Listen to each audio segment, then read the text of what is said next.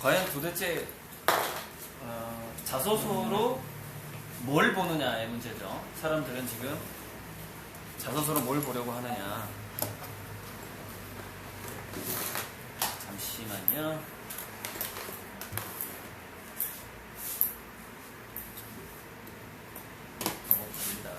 이게 시설이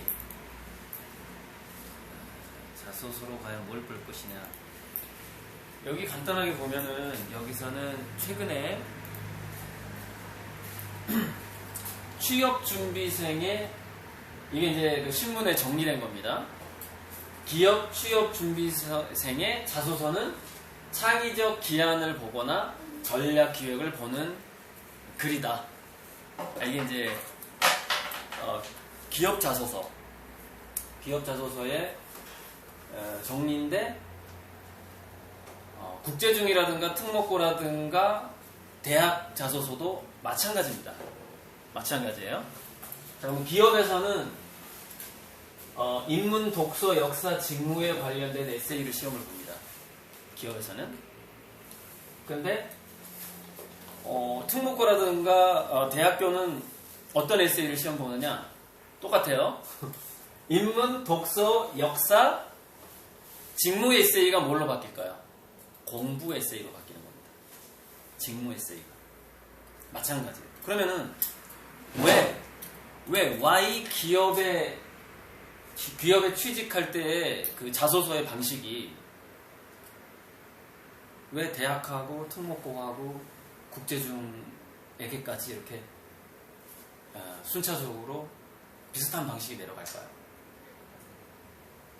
결국 인간은, 그러니까 우리 사회인은 취업을 해서 돈을 벌고 성공을 해야 돼요. 그쵸? 근데 그걸 준비하는 기관이 어디예요? 대학이잖아요. 그럼 대학은 뭘 원해요? 여기 보이시는 이런 포스코, 은행, 금융권, 현대, 삼성 이런데 자기한테 배운 학생들이 취업하길 바라겠죠, 당연히. 근데 이런데 취업하려면 지금 현재 기업에서 이런 것들을 원하고 있단 말이죠. 인턴도 원하고, 특히 삼성 창의 토론 면접을 하고, 직접 토론을 시켜가지고 비디오로 찍어가지고 분석까지 하고, 합숙시켜가지고 취준생들이 어떤 식으로 대인관계 하는지까지 다 분석을 하고. 그런데 특목고나 대학 같은 경우에는 이제 이게 없잖아요. 현장 실습이라든가 인턴이 없잖아요. 몇 박 며칠 같이 자고 이런 게 없어요. 그러니까 그거를 어디서 발견하려고 할까요? 면접입니다. 그럼 면접의 특목고라든가 대학의 면접의 본질은 뭘까요? 첫 번째 보는 건 이겁니다. 자소서의 진실성이에요. 진짜냐? 진짜냐라는 걸 우리가 진짜 체험과 가짜 체험의 차이점이 뭘까요? 그러니까 아까 질문에 대한 걸 제가 답하는 겁니다. 진짜 체험과 가짜 체험의 차이점은 뭐냐?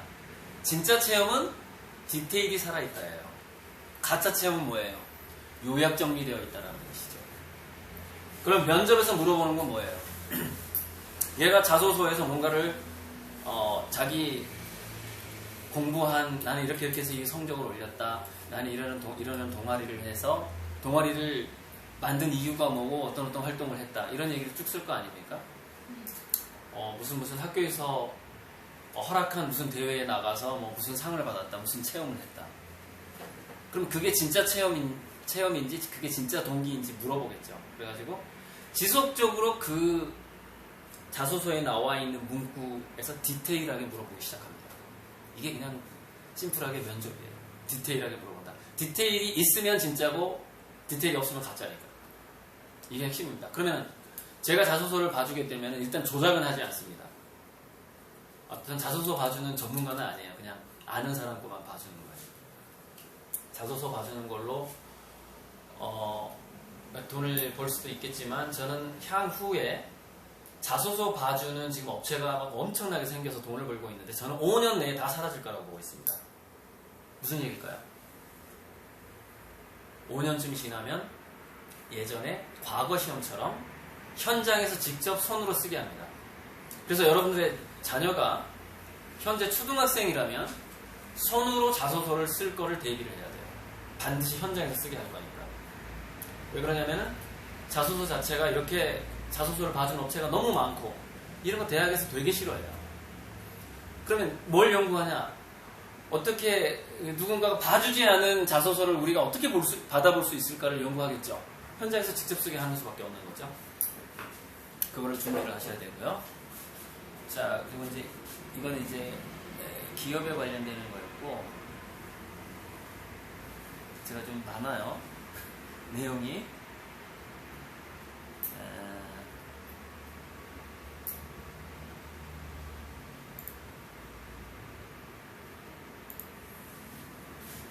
그러면은 자기소개서에서는 뭐를 보느냐 이거죠. 뭐를 보느냐. 자, 이렇게 되어 있습니다. 여기서부터 여기까지인데요. 이것부터 얘기해볼까요? 450명을 7살짜리 450명을 골라서 그 아이들을 40년 동안 연구를 했어요. 헬즈만 교수, 보스턴 대학에 있는 헬즈만 교수가. 그랬더니 사회적으로 성공하는데 3대 조건이 있더라는 거예요. 3가지가 있더라는 것이죠. 자, 회복 탄력성. 실패해도 굴하지 않고. 이 회복 탄력성에 대한 문구가 들어갑니다. 자소서에. 그러니까 뭔가 난관에 처했거나 아니면 어떤 성적이 낮았던 걸 어떻게 올렸느냐. 회복 탄력성을 묻는 거죠. 그 다음에 자아성찰지능. 너는 왜 그거를 그런 동아리를 만들고자 했느냐. 너는 왜 우리 학과에 지원하고자 하느냐. 자아성찰지능입니다. 그리고 이제 그 감정조절까지도 물어보는 건데, 감정조절은 곤란했던 일을 너는 어떻게 해소했느냐 이걸 또 묻거든요. 그게 이제 어떻게 감정 처리를 했는가. 그 다음에 관계가 곤란했던 것을 또 어떻게 처리했는가를 묻는 문항이 있어요. 대인관계직입니다. 그러니까 성공하는 사람은 이거 3가지가 있더라는 거죠. 이거 3가지. 그래서 이것을 각각 다른 말로 얘기해 보면은 자기주도성, 창조성, 공감소통 능력 이렇게 바뀔 수가 있습니다. 다른 말로.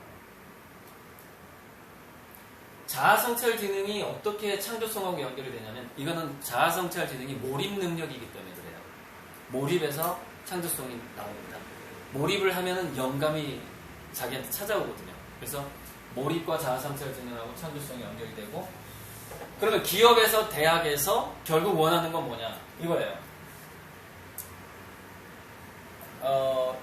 창조성과 자기주도성은 선견지명 능력 같은 걸 만드는 거예요.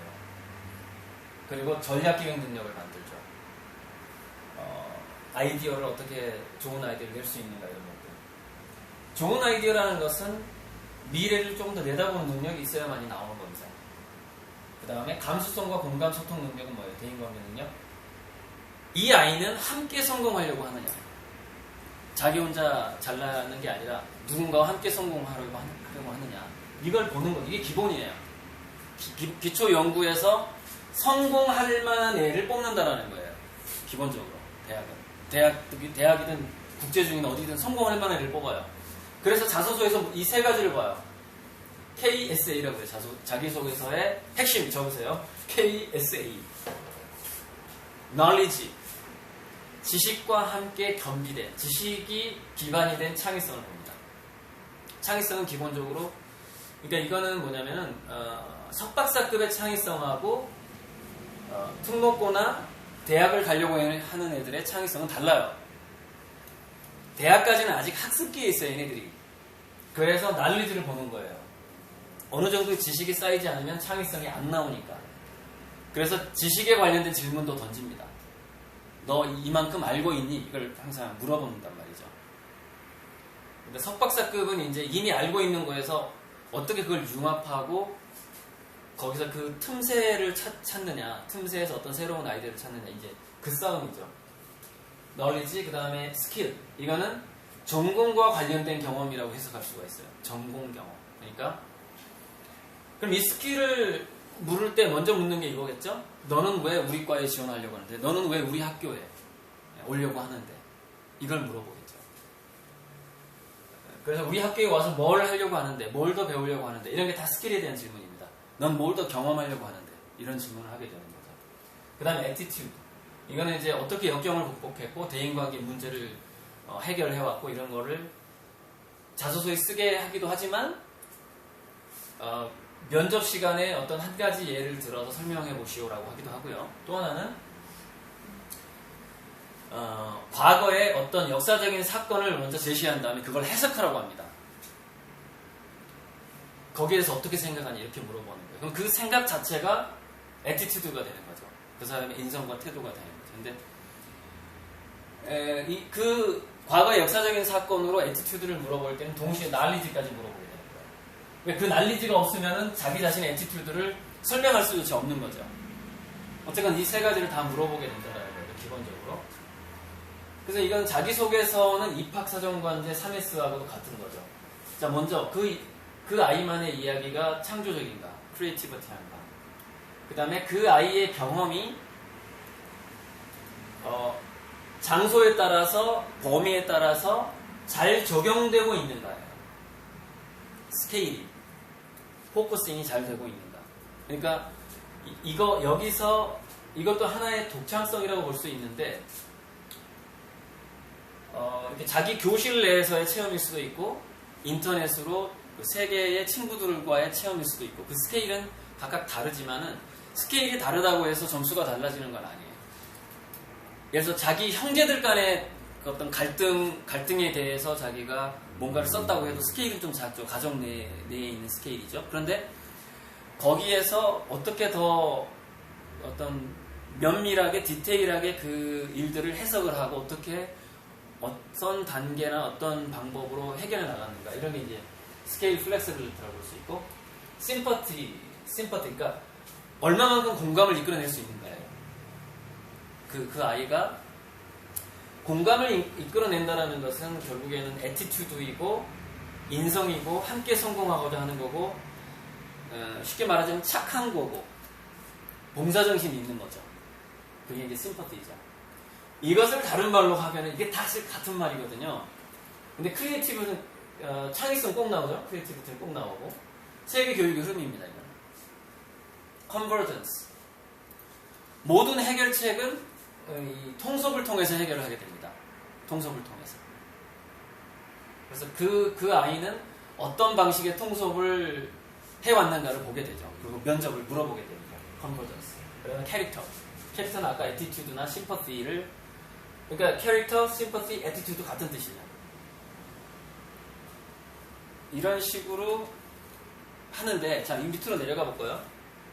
그런데 그런 어떤 그 자기소개서라든가 면접에서 그런 기본적인 인성에 도움이 되는 게 그 아이의 스포츠 경험이 굉장한 역할을 해요. 그래서 지금은 특목고를 보내는 데 있어서 우리 애가 중학교 때까지 어떤 스포츠 활동이 충분히 없었다. 그럼 고등학교 때라도 해야 됩니다. 뭔가를. 그래야 대학 갈 때 유리하니까.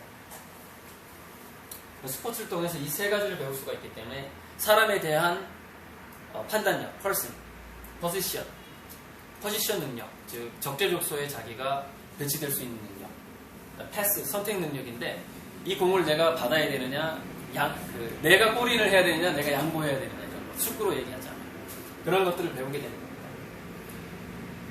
겁니다. 그리고서 뭐 문과 같은 데 가려면은 자기 책을 출판하는 게 뭐 이런 게 있으면 굉장히 도움이 많이 돼요.